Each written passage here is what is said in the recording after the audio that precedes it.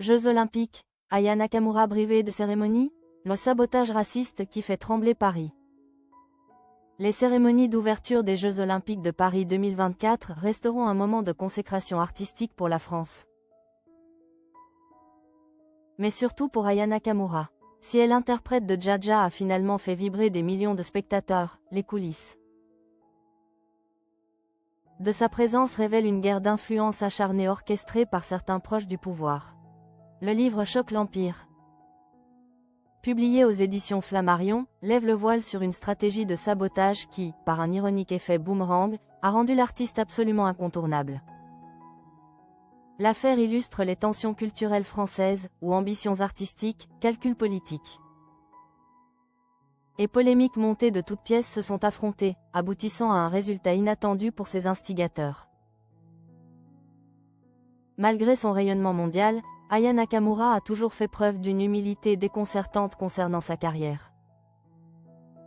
Alors que le mythique Stade de France représente pour beaucoup l'apogée immédiate, l'artiste confiait à Billboard France sa volonté de prendre son temps. Oui, mais pas tout de suite. J'ai envie de prendre encore mon temps, révélait-elle avec franchise.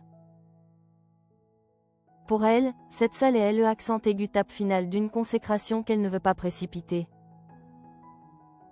J'ai la sensation qu'en France, c'est le accent aigu tape finale et j'ai encore envie de partager d'autres shows avec mon public avant de vivre ce grand moment.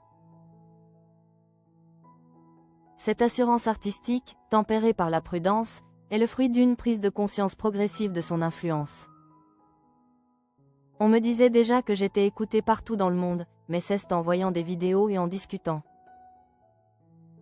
avec mes fans sur les réseaux que j'ai réalisé, expliquait-elle, découvrant des communautés ferventes jusqu'au Brésil et au Venezuela. C'est précisément cette notoriété internationale, populaire et moderne, qui l'a rendue indispensable aux yeux de l'équipe artistique des Joe, mais qui, paradoxalement, a cristallisé les tensions à l'Élysée. Les révélations de l'Empire sont explosives. L'entourage de Brigitte Macron aurait initialement privilégié Gims pour la cérémonie d'ouverture. L'ancien membre de la section d'assaut, fort de ses millions de disques vendus et de ses liens avec l'épouse du patron de LVMH, Hélène Mercier-Arnaud, présentait un profil jugé plus institutionnel et moins risqué aux yeux de la première dame. Cependant, l'équipe artistique, sous la direction de Thomas Joly, visait une figure plus audacieuse. Incarnant la France contemporaine, une femme, populaire et au rayonnement planétaire. Aya Nakamura correspondait parfaitement à ces critères de modernité et d'universalité. Mais les proches de Brigitte Macron auraient jugé l'artiste trop clivante pour un événement aussi solennel. C'est là qu'une stratégie de manipulation médiatique a été mise en œuvre. Pour écarter la chanteuse sans assumer la décision, les anti-Nakamura auraient orchestré une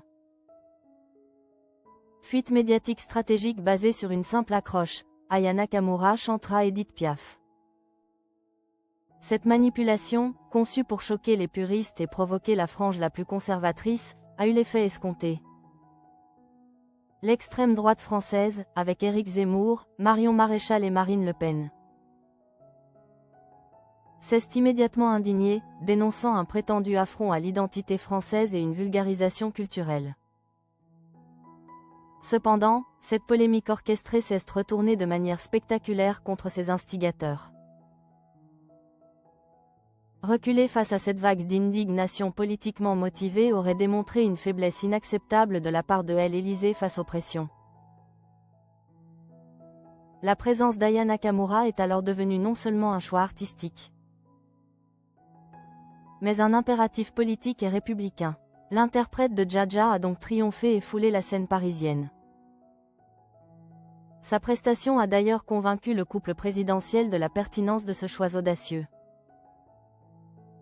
Emmanuel Macron a rapidement publié une photo à ses côtés sur X, et Brigitte Macron a maintenu le contact en l'invitant à l'opération Pièce jaune 2025. Plus importante encore, des voix respectées ont dénoncé les véritables enjeux. Le chanteur Hugo Frey a brisé le silence sur cette polémique avec une clarté bouleversante. Moi, je vois derrière ça du racisme.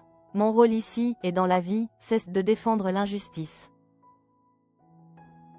Et c'est injuste d'attaquer quelqu'un pour sa couleur, pour la forme de son corps, a-t-il affirmé, soulignant les motifs discriminatoires sous-jacents de la controverse. Finalement, cette affaire des Joe démontre que l'art, la popularité et les valeurs universelles peuvent transformer une tentative de manipulation en une victoire éclatante contre l'intolérance.